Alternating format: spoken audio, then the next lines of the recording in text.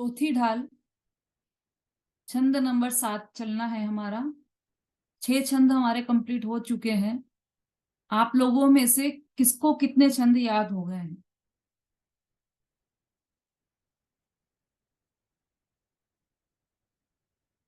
सरिता जी ने ली थी ये जवाबदारी। देखते हैं किसको याद हुए हैं। समता भाभी? पूरे याद नहीं है दीदी। सात। पूरे याद हैं? नहीं, पूरे नहीं है। किसको याद है वो हैंड रेस कीजिए।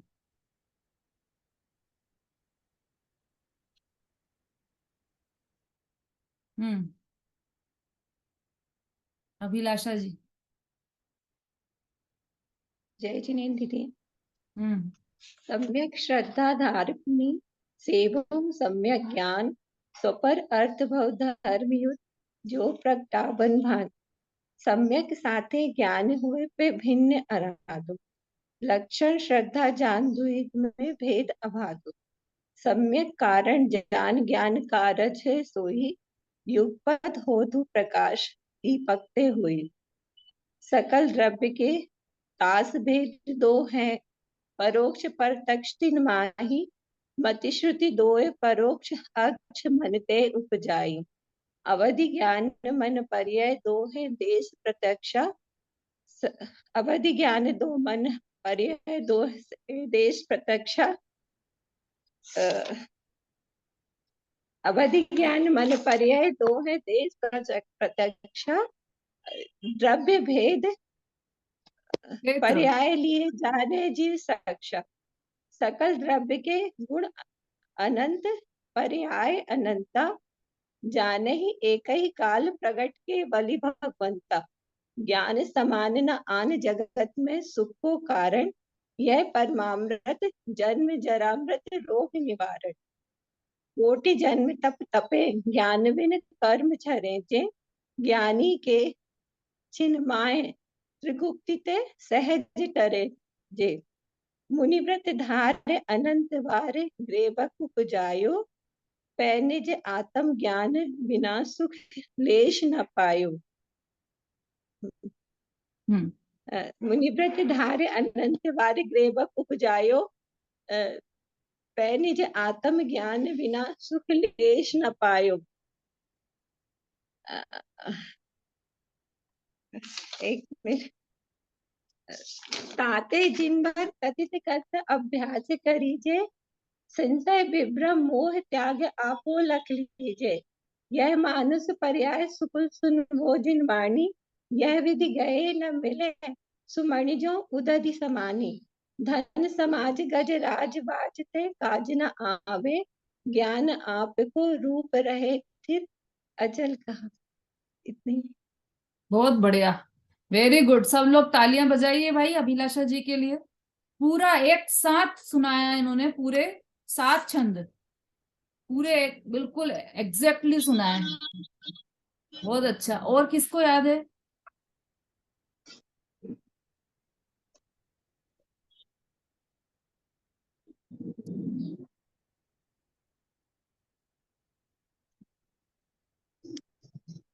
हाँ शोभा जी।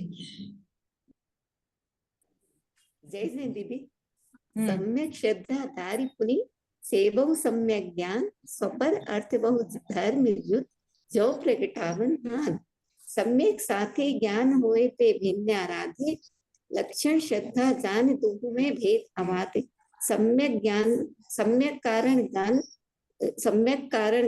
जान ज्ञान का रज है सोई युगपत होते हैं प्रकाश दीपकते होए तासु भेद दो हैं प्रत्यक्ष प्रत्यक्ष मन तिन माही मतिश्रुति दोय परोक्ष अक्ष मन ते उपजाहि मतिश्रुति दोय अवधि ज्ञान मन परे ये हैं दो है देश प्रतीक्षा द्रव्य क्षेत्र परिणाम लिए जाने जी सुक्षा सकल द्रव्य के गुण अनंत परे आए अनंता जाने एकई काल प्रगट केवल भगवंता, ज्ञान समान न आन जगत में सुख को कारण, यह परमामृत जन्म जरा मृत्यु रोग निवारण, सकल द्रव्य कोटि जन्म तप तपे, ज्ञान की कर्म धरे थे, ज्ञानी के छिन माहि बुद्धि सहज डरे थे, मुनि व्रत धार अनंत वार गृह बक उपजायो, पै निज आत्म ज्ञान विनाश के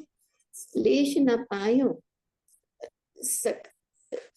इसके बाद कोटि ज्ञान कोटि जन्म तपे, ताते जिनवर कथित तत्व अभ्यास करीजे, संशय विभ्रम मोह त्याग आपो लख लीजे, यह मानुष पर्याय सुकुल सुन बोझ नवाणी, एवति गए न मिले ज्यों उदति समानी, धन समाज गजबाज राज तो काज न आवे, ज्ञान आपको रूप भयो फिर अचल हावे, तास ज्ञान को कारण स्वपर विवेक बखानो, को उपाय बनाए भव्यता को उड़ान। बहुत बढ़िया, बहुत अच्छा। अब इसमें से अगर आपको हेडिंग भी याद है क्या, इनके जो छंद आपने बोले उनके हेडिंग याद है? यदि आप हेडिंग से पूछे तो आप बोल सकते हैं। जैसे कि तीन तो ज्ञान के हैं दीदी, चौथे का आता, पांचवा और छठवा ज्ञान के हैं। हाँ, जिससे पूछा कि सम्यक ज्ञान के भेद, तो आप छंद के रूप में इसको बोल सकते हैं। हाँ, तास ज्ञान को कारण स्वपर विवेक बखान, नहीं तास भेद दो हैं परोक्ष प्रत्यक्ष मन माही, मति श्रुति दो परोक्ष अक्ष बनते हैं। बहुत अच्छा। ऐसे ही हेडिंग से याद होना चाहिए सबको, सबको याद करना है। ठीक है सरिता जी, आपको कितने याद हुए हैं भाई?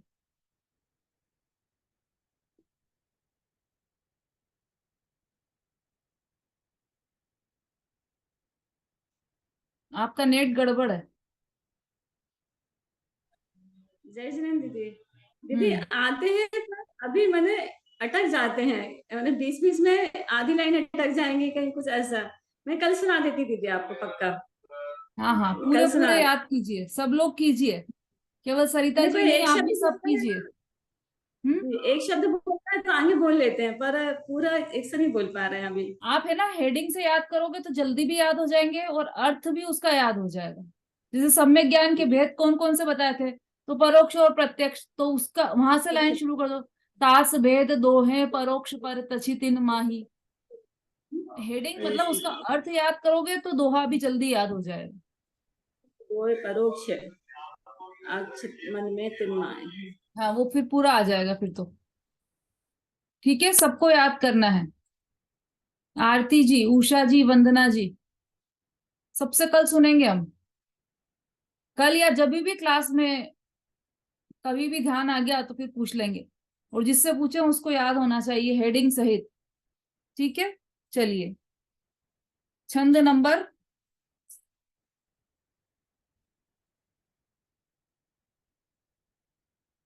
7, सम्यक ज्ञान की महिमा और कारण। इसका अन्वयार्थ हो गया था, भावार्थ चलना है। भावार्थ पढ़िए अर्चना जी।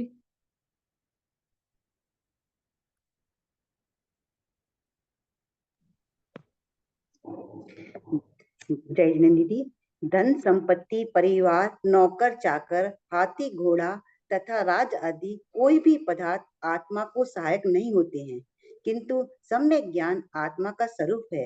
यह एक बार प्राप्त होने के पश्चात अक्षय हो जाता है, कभी नष्ट नहीं होता, अचल एक रूप रहता है। आत्मा और पर वस्तुओं का भेद विज्ञान ही उस सम्यक ज्ञान का कारण है।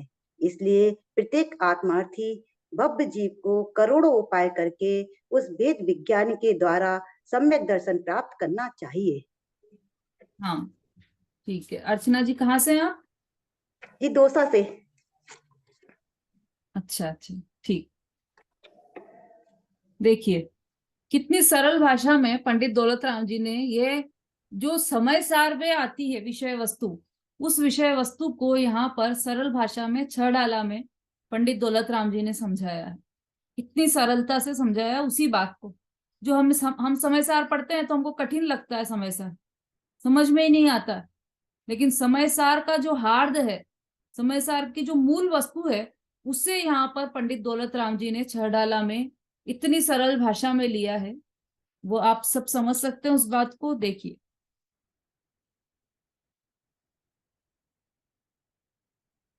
धन संपत्ति परिवार नौकर चाकर हाथी घोड़ा और बाज। हाथी घोड़ा, घोड़ा मतलब बाज, बाज का अर्थ घोड़ा है।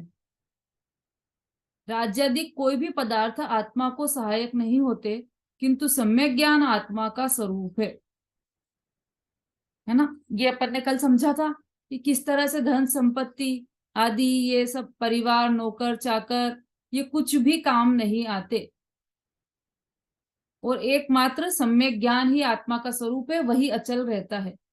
देखो इसमें दो बातें ली है। पहली तो ये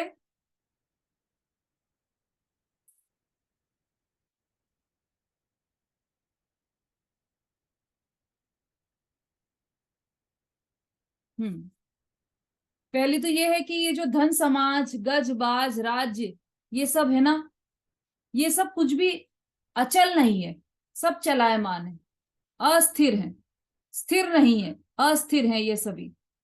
और कल भी कहा था इसे कि कल ये क्षण भंगुर है, क्षणिक है, सब जाने वाले हैं, है ना। सब जाने वाले हैं या नहीं उषा जी? सही कहा क्या यहाँ पर कि ये सब जाने वाले हैं?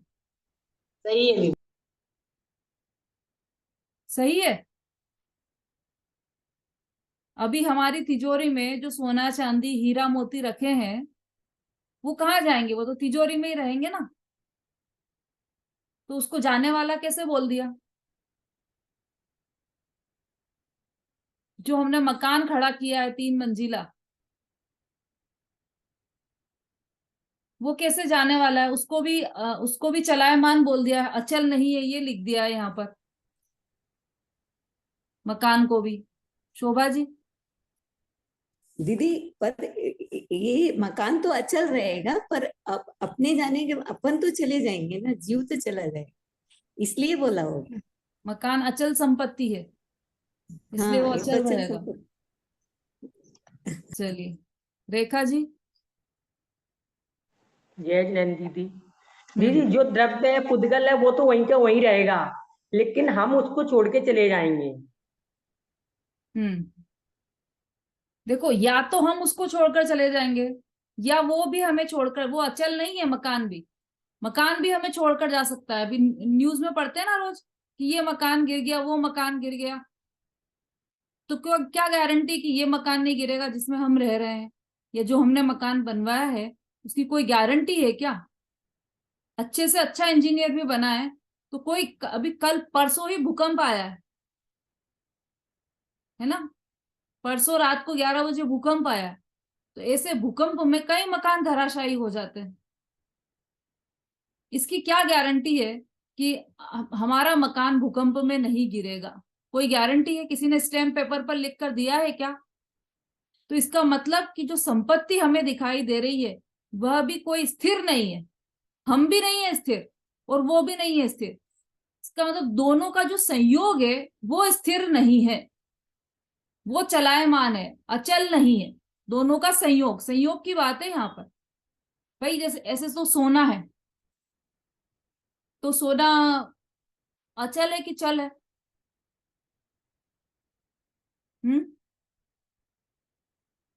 सब घबराते हैं आजकल उत्तर देने में। उनको लगता है कि चल बोलेंगे तो भी दीदी उल्टा बोल देंगे, अचल बोलेंगे तो भी दीदी उल्टा बोल देंगे, इसलिए अच्छा है कि जवाब ही नहीं दें।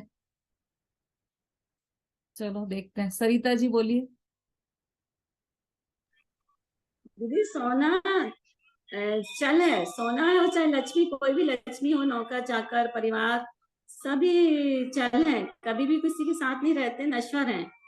ये तो कभी भी अपना साथ छोड़ सकते हैं, सिर्फ शरीर ही सोने साथ की छोड़ बात देते कर रही हूँ मैं, सिर्फ सोने की हैं। बात चल कर रही हूँ। सोना चल है कि अचल है? चल चल, कभी भी चल जा सकता है।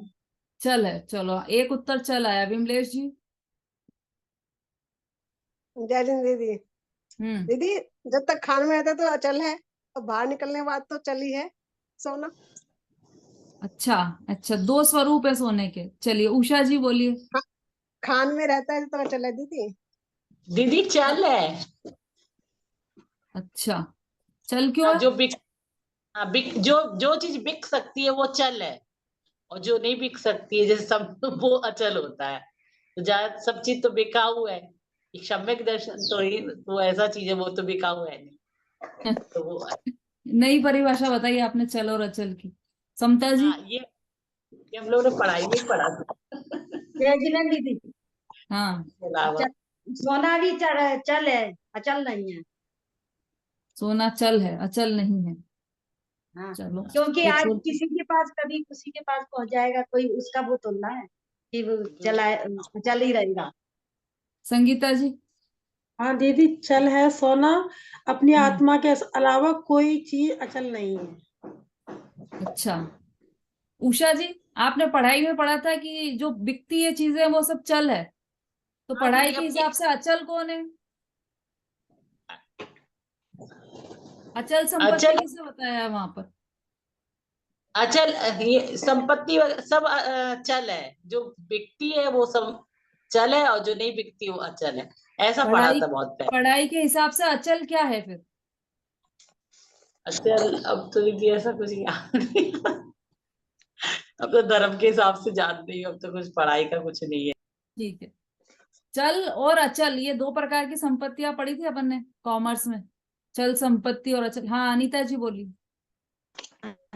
सम्यक दर्शन जिसको हो जाता है वो अचल है, वो हमेशा स्थिर रहता है।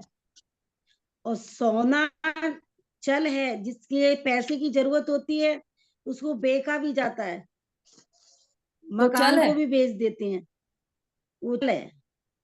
नहीं मैडम, सही कह रहे हैं। भाई। इस विश्व में कितने द्रव्य हैं? जाति अपेक्षा कितने द्रव्य हैं विमलेश जी? दीदी 19वीं अब क्लास कर रही मैं, थोड़ी देर। हाँ चलो कोई और बताइए। विश्व में कितने द्रव्य हैं समता भाभी? जातीय अपेक्षा 6 द्रव्य, वैसे अनंत द्रव्य। बिल्कुल सही। निशु अब होते 6 क्लास द्रव्यों कर रही में है, एक सामान्य गुण है पहले क्लास नंबर कर का, रही वो थोड़ी देर। कौन सा है? अस्तित्व। अस्तित्व गुण। तो हाँ, ये जो सोना है वो कौन सा द्रव्य है? उद्गल द्रव्य उद्गल द्रव्यों में सामान्य गुण है या नहीं है? है। तो अस्तित्व गुण है या नहीं है? अस्तित्व गुण भी है। अस्तित्व गुण का कार्य क्या है? जिस शक्ति के कारण द्रव्य का कभी नाश नहीं होता, किसी से उत्पन्न भी नहीं होता, उसे अस्तित्व गुण कहती है। तो अब सोने का नाश होगा कि नहीं होगा? नहीं होगा। तो फिर वो चल है या अचल है? उसका मतलब पर्याय चेंज हो जाएगी, सोने का कभी नाश नहीं होगा। ऐसे तो सम्यक ज्ञान भी एक पर्याय है, वो भी नाश हो जाएगी, नहीं, तो वो भी चल जैसे हुई इसमें फिर। अब नहीं, ऐसा इसमें ये बताई नहीं कि सब वस्तुएं मतलब चलायमान है, केवल एक सम्यक ज्ञान ही है आत्मज्ञान की, वो ही एक अचल है। अरे तो उसी का विश्लेषण चल रहा है ना। इसको संपत्ति को चल कैसे कह दिया? क्योंकि संपत्ति तो अचल है, उसका तो नाश ही नहीं होता है कभी। यहाँ तक कि जो शरीर है उसका भी नाश नहीं होता, परमाणु का भी नाश नहीं होता, एक भी द्रव्य का नाश नहीं होता, छह नहीं द्रव्य होता। अचल रहते हैं। तो फिर यहाँ पे चल क्यों लिखा है? अभी अभी मैं इसका कारण बता चुकी हूँ, आप लोगों ने शायद ध्यान से सुना नहीं। जिसने ध्यान से सुना होगा वो बता सकता है।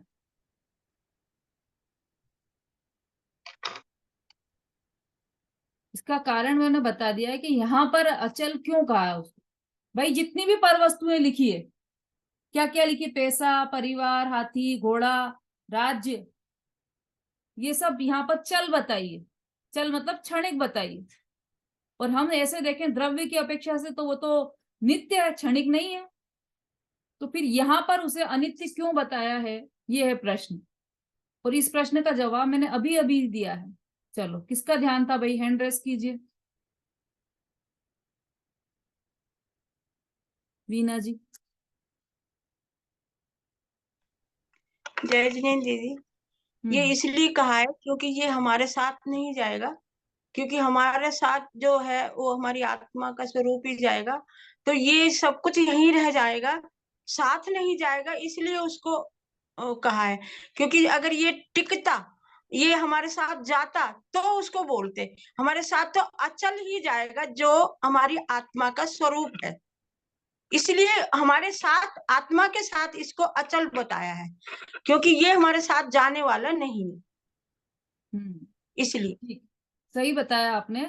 मैंने ये शब्द बोला था यहाँ पर कि ये अचल, ये सब चलायमान है, क्योंकि इनसे हमारा संयोग वो चलायमान है, क्योंकि या तो ये चले जाएंगे या तो हम चले जाएंगे। इसका मतलब क्या हुआ कि जो संयोग है हमारा और इसका साथ है, वह चलायमान है, वह क्षणिक है, वह क्षणभंगुर है, वह अनित्य है। इस अपेक्षा से यहाँ पर इसे अनित्य कहा है। धन समाज गज बाज राज तो काज न आवे, धन संपत्ति परिवार नौकर चाकर हाथी घोड़ा राज्यादि कोई भी पदार्थ आत्मा को सहायक नहीं होते। क्यों नहीं होते सहायक? क्योंकि कुछ समय ही साथ में रहते हैं, फिर ये चले जाते हैं, या तो हम चले जाते हैं, मतलब इनसे हमारा संयोग छूट जाता है। किंतु सम्यक ज्ञान आत्मा का स्वरूप है, ये आत्मा का स्वरूप है। जैसे स्वर्ण का स्वरूप उसकी चमक है, उसका पीलापन है, तो वो कब होगी अलग स्वर्ण से? चमक कब अलग होगी स्वर्ण से? कभी भी अलग नहीं होगी, चाहे खदान में पड़ी हो, चाहे अंगूठी के रूप में हो, चाहे कंगन के रूप में हो, हमेशा स्वर्ण का साथ देती है उसकी चमक, क्योंकि वह उसका गुण है। ऐसे ही ये सम्यक ज्ञान आत्मा का स्वरूप है, तो ये कभी भी चलायमान नहीं होगा, अचल ही रहेगा। वह एक बार प्राप्त होने के पश्चात अक्षय हो जाता है, कभी नष्ट नहीं होता, अचल एक रूप रहता है।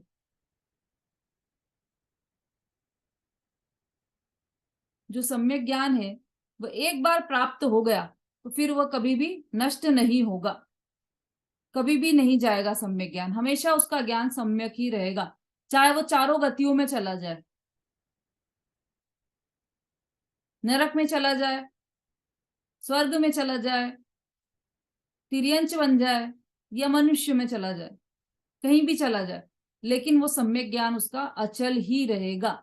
यहाँ क्षायिक सम्यक्त्व की मुख्यता से बात है ये, ठीक है। आत्मा और पर वस्तुओं का भेद विज्ञान ही उस सम्यक ज्ञान का कारण है। अब ऐसा सम्यक ज्ञान जो कि अचल है, जो कभी नष्ट नहीं होता, उस सम्यक ज्ञान का कारण क्या है? किस कारण वो सम्यक ज्ञान प्रकट होता है? तो वह बता रहे हैं कि आत्मा और पर वस्तुओं का भेद विज्ञान ही उस सम्यक ज्ञान का कारण है। देखो ये चित्र देखिए आप यहाँ पर 103 पेज पर, ज्ञान की महिमा, सम्यक ज्ञान की महिमा बताइए। और इसमें धन, तिजोरी खुली है ना, तो ये धन, समाज मतलब ये परिवार, मकान, राज्य, घोड़ा, हाथी, ये सबके चित्र दिए हैं। मतलब ये सब कुछ भी काम नहीं आते। क्या काम आता है? जो बीच में एक बैठा हुआ है जीव, उसके अंदर ज्ञान का दीपक जल रहा है, सम्यक ज्ञान रूपी दीपक जल रहा है, वही उसको प्रकाशित कर रहा है, बस वही उसके साथ अचल रहेगा, वही काम आएगा, उसके अतिरिक्त तो और कुछ भी बाहर की चीजें काम नहीं आएंगी। देखो एक पूरी बाउंड्री बना दी है ना, ये सब बाहर की चीजें हैं, ये कुछ भी काम में नहीं आने वाली है। अब ये सम्यक ज्ञान का कारण क्या है? तो आत्मा और पर वस्तुओं का भेद विज्ञान ही उस सम्यक ज्ञान का कारण है। भेद विज्ञान की बहुत महिमा आगम में बताई है। भेद विज्ञानतः सिद्धा, सिद्धा ये किल केचन, कुंद कुंदाचार्य अमृतचंद्राचार्य ने लिखी है ये लाइन है। भेद विज्ञानतः सिद्धा, सिद्धा ये किल केचन, अस्य भाव तो बद्धा, बद्धा ये किल केचन, ऐसी लाइन लिखी है कि जितने भी जो अनंत काल में जो सिद्ध भगवान हुए हैं, वे सब अनंत मतलब हुए थे, हैं और होंगे, तो अनंत काल से जो भी सिद्ध हुए हैं वे सब सिद्धा, सिद्धा ये किल केचन मतलब भेद विज्ञान के प्रभाव से ही हुए हैं। और अस्य अभाव तो बद्धा, मतलब इसके अभाव में जो राग और शरीर, मन और वाणी, ये जो उनसे एकत्व है, तो ये भेद विज्ञान के अभाव में उनसे एकत्व है, तो भेद विज्ञान का अभाव ही बंध का कारण है, ऐसा आचार्यों ने भी लिखा है। भेद विज्ञान के तो बहुत गीत गाए हैं। भेद विज्ञान अर्थात क्या? आत्मा और शरीर, आत्मा और राग, आत्मा और एक समय की पर्याय, इन सब में भिन्नता करना, यह भेद विज्ञान है। इसके लिए शास्त्रों में एक शब्द आया है प्रज्ञा छेनी। प्रज्ञा छेनी का अर्थ है सम्यक ज्ञान रूपी छेनी। समय सार में ये शब्द है। प्रज्ञा छेनी से द्विधाकरण, आत्मा और पर द्रव्य का द्विधाकरण प्रज्ञा छेनी से। कैसे प्रज्ञा छेनी से? कि जैसे कोई मूर्तिकार होता है, शिल्पकार, तो उसके पास एक छेनी होती है और उसे ये पता होता है कि वो उसे एक पत्थर दिखाते हैं बहुत बड़ा मार्बल का, है ना, हमें प्रतिमा बनवानी है, सिमंदर जिनालय में विराजमान करनी है। तो क्या करते हैं हम कि जयपुर गए और वहां पर एक विशाल मार्बल का एक पत्थर खरीदा और वो ले जाकर हमने मूर्तिकार को दिया कि हमें इसमें से सिमंदर भगवान की प्रतिमा बनानी है, भगवान की प्रतिमा बनानी है इसमें से। तो मूर्तिकार ने देखा और वो छेनी से तोड़ दिया। ऐसा करते हैं क्या मूर्तिकार?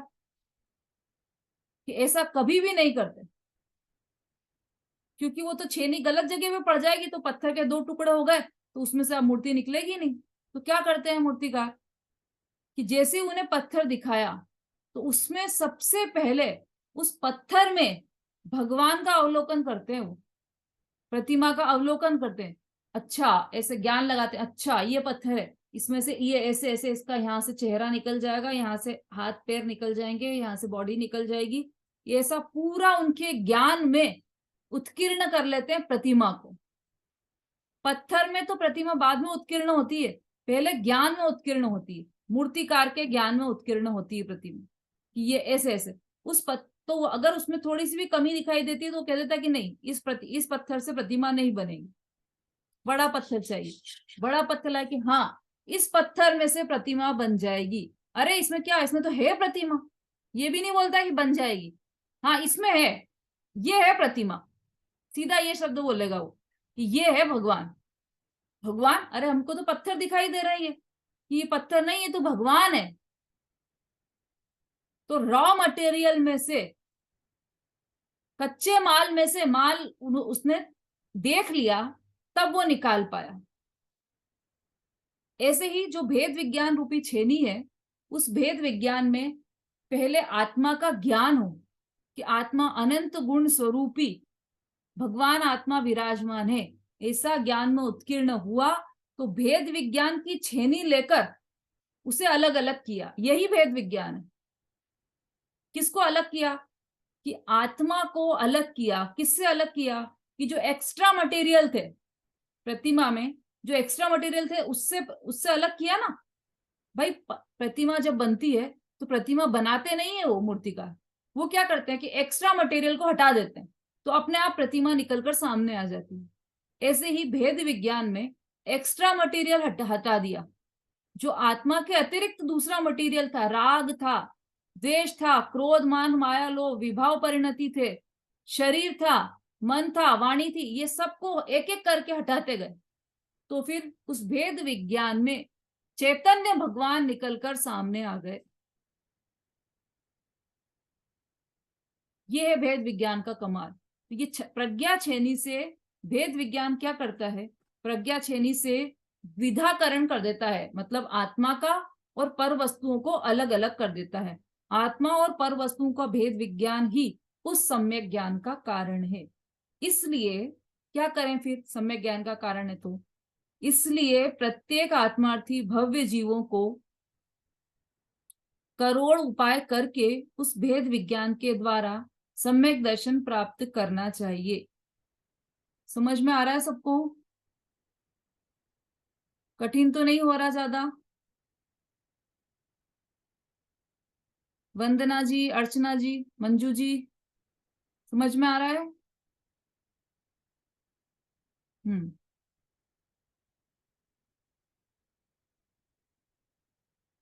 स्वाति जी। जय जिनेन्द्र दीदी। दीदी इसमें प्रज्ञा छेनी आपने जो बताया, इसमें प्रज्ञा का मतलब क्या हुआ? प्रज्ञा छेनी, प्रज्ञा मतलब ज्ञान। ज्ञान के लिए। हाँ, सम्यक ज्ञान ही प्रज्ञा है। अच्छा। प्रज्ञा मतलब बुद्धि, उसको पर्यायवाची आप देखोगे तो प्रज्ञा मतलब बुद्धि होती है, और बुद्धि मतलब ज्ञान। तो ज्ञान के द्वारा उसको अलग अलग किया है। ऐसा नहीं कि हथौड़ा लेके अलग अलग करना है आत्मा को और राग को। एक हथौड़ा लिया और शरीर को हटाओ अलग, ये एक्स्ट्रा पड़ा हुआ है आत्मा के साथ, इसको हटाओ। ऐसा नहीं, इसी शरीर में रहते हुए ज्ञान के द्वारा उनको अलग अलग करना है। राग को और आत्मा को, शरीर को और आत्मा को, इनको अलग अलग करना, यह भेद विज्ञान है। ठीक है। इसलिए प्रत्येक आत्मार्थी भव्य जीवों को करोड़ों उपाय करके, देखो भव्य जीव लिया है यहाँ पर, अभव्य की बात ही नहीं की है। आत्मार्थी और भव्य जीव, अभव्य की बात क्यों नहीं की, भव्य की ही बात क्यों की? क्योंकि ये भव्य जीव ही ये भेद विज्ञान, सम्यक ज्ञान प्राप्त कर पाएगा। अभव्य जीव तो सम्यक ज्ञान प्राप्त ही नहीं कर पाएगा। तो हमको कैसे पता कि हम भव्य हैं कि अभव्य हैं? ये प्रश्न हो सकता है आप सबका। कल्पना जी, भव्य है या अभव्य है?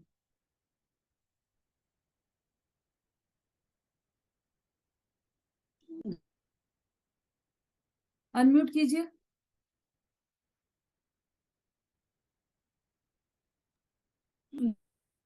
नहीं, फिर से म्यूट हो गया आपका।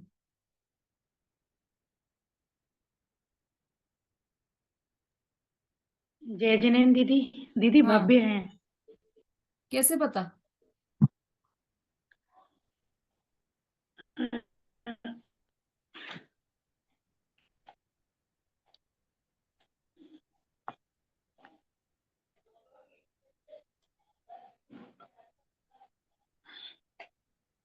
बोलिए अनीता जी। क्योंकि पहले क्या राग में